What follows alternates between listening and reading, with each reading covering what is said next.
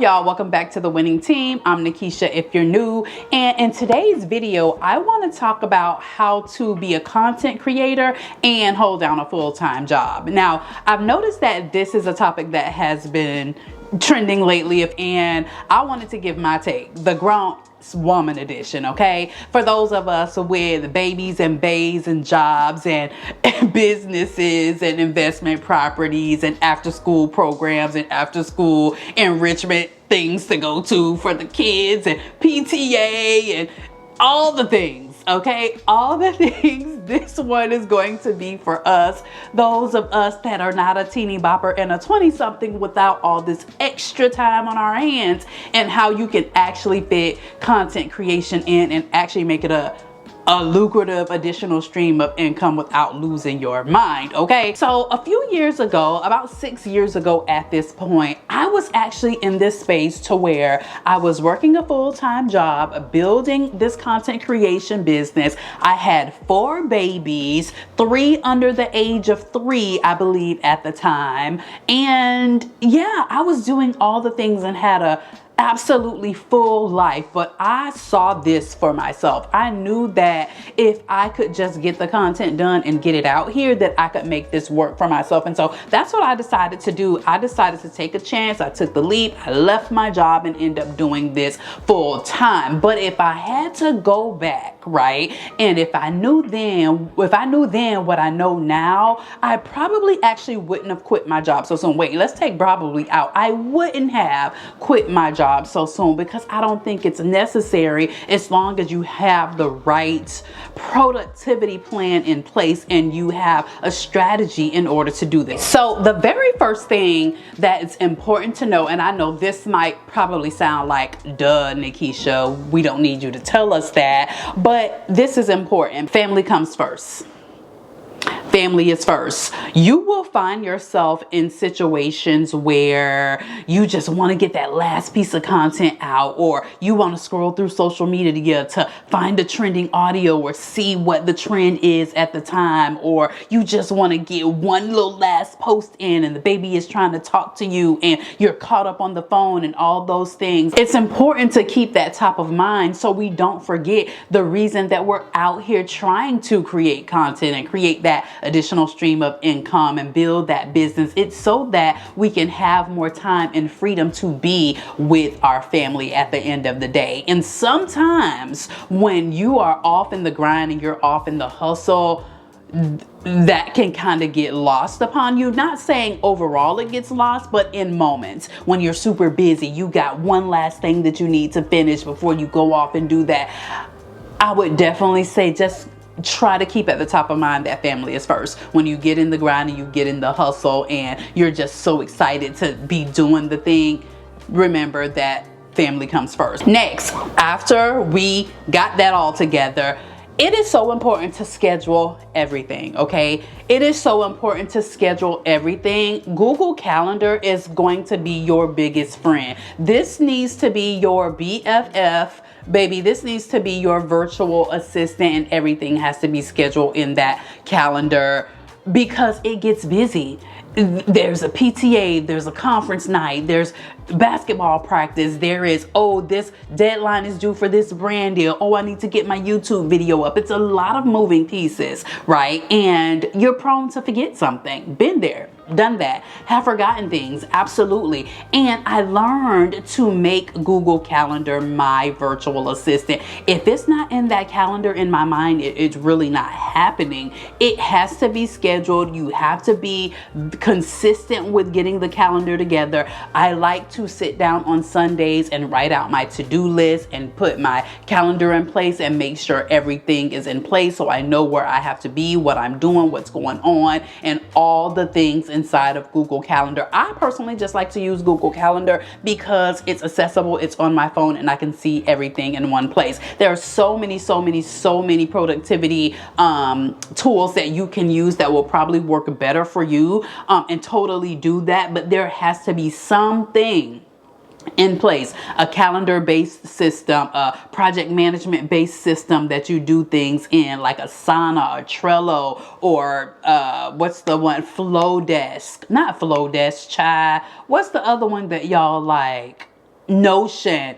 You have to use something, okay?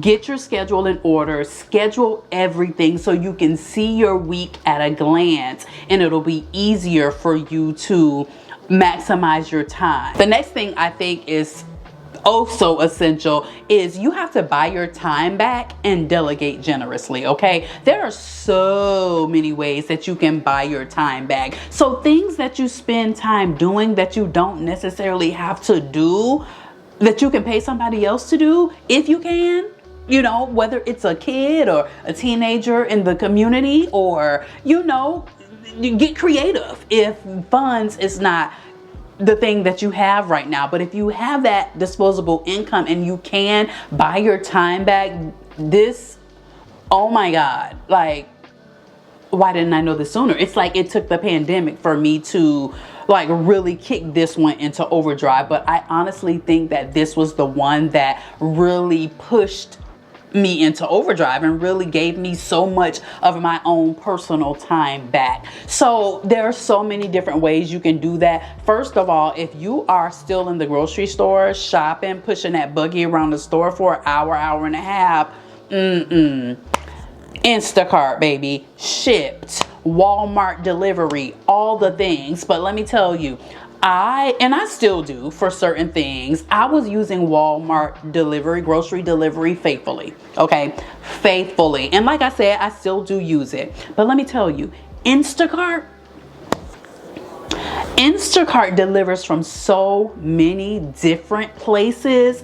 It makes it worth it to go ahead and sign up for that, because baby, Instacart is giving you Publix, Sam's, Costco, CVS. Honey, Instacart is giving you all the places, okay? And so it's like, oh, so I don't have to run errands, little errands that are going to, you know, take up 20, 30 minutes, an hour, 2-hour trip to go run over to Sam's. Instacart me, baby. Instacart me. There's laundry services that you can have them pick up the laundry and drop it back off. There's cleaning services that you can have come in and clean your house once a week, once a month, whatever you think is sufficient for you. If you live in a city and traffic is bad or you don't want to pay for parking, baby, Uber Black.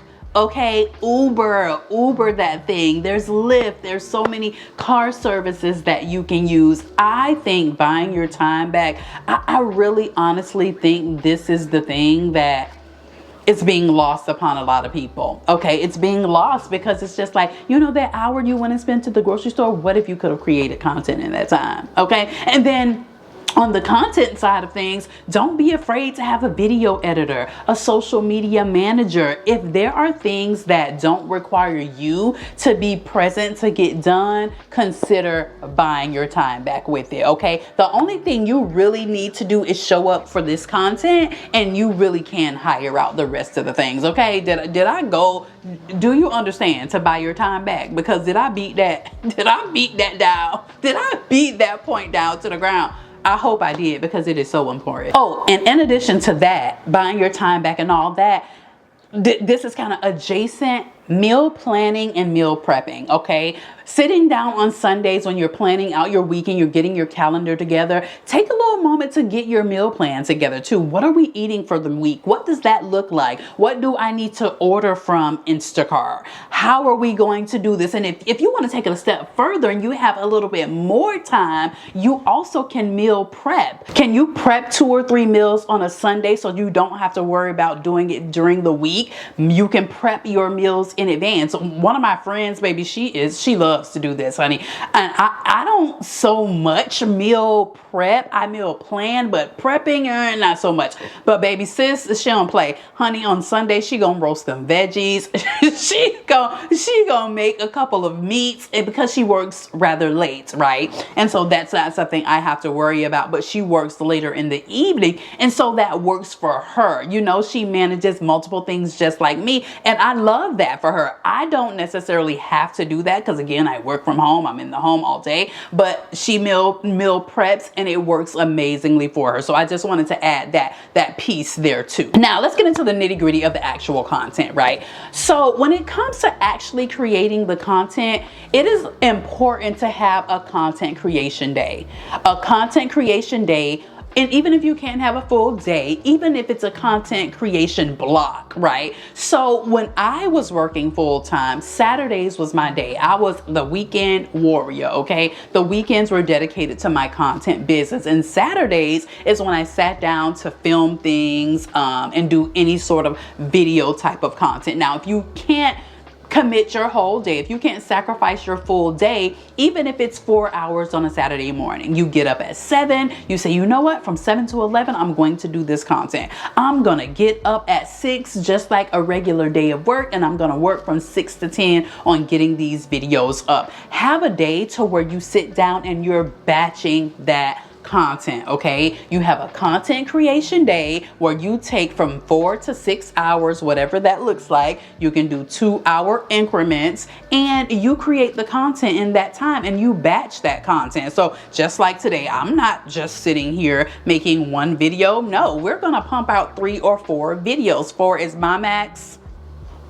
I've heard people talk about way more, but for me, when it comes to my energy and my mouth getting dry, 4 is the max for me. I'll do 2, and then I'll take a little moment, get a little snack, get a little something to drink, then I'll come back and do 2 more. That is my max, 4 in a day. So a content creation day when you're batch creating the content. Right? So in that day, if you're doing long form content, maybe you say, hey, I'm going to do 2 long form videos and I'm going to do a couple of short form videos. So if you're doing content in a week and you have a YouTube channel, maybe you do those 2 long form videos and you do like 4 short form videos as well. So that'll give you 2 videos for the week for your YouTube channel and the content for your social media platform. Okay, now you have your content creation day and you've batch created your content. Now you want to use your fringe hours to get all the other stuff done, like actually posting the content to social media, responding to comments, doing your newsletter, responding to brands, all the things and whatever it is that you have to do. You want to use fringe hours to do this. What are fringe hours? If you have never read the book, it's a good book. You should probably pick it up. I'll put the link down in my description of this video. But fringe hours are those moments in time to where you're not really doing much. You might be aimlessly scrolling your phone or just daydreaming or, getting you a little rest, right? So this looks like moments to where you're at your child's baseball practice and you're just sitting there watching them practice, or your lunch break on your job, or you're in the doctor's office and you waited 45 minutes for them to call you back in the back.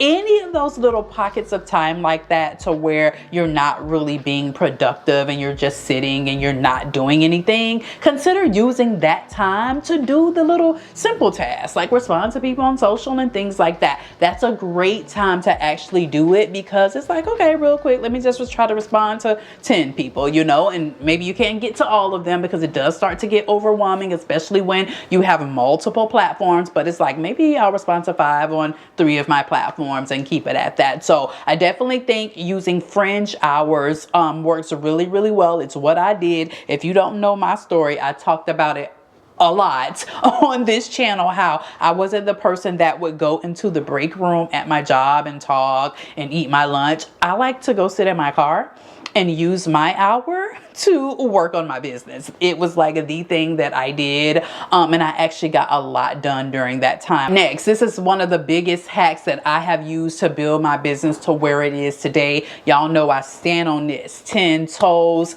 and that is use search-based platforms. Use search-based platforms, because these are the platforms that are going to work for you when you are not working for yourself. They are going to serve your content out to people when you are asleep, when you are at work, and when you are with your kids and cooking your dinner. They are going to be the platforms that are going to go find an audience for you and not vice versa, okay? Those are platforms like a blog. You need a corporation, you need a headquarters, a blog. You're using Google for this. Again, YouTube. Y'all know how I believe a blog and a YouTube channel is the what? The Bonnie and Clyde of the internet. I believe you need to have both. Additionally, Pinterest. somewhere where people actually go simply to search up something and click out to go to other websites. Pinterest, for sure. These are the 3 platforms that I think are essential in a business when you are busy and you got a lot of stuff going on. You need to put your content in places to where it's going to work for you and you're not going to be working for the platform. Okay?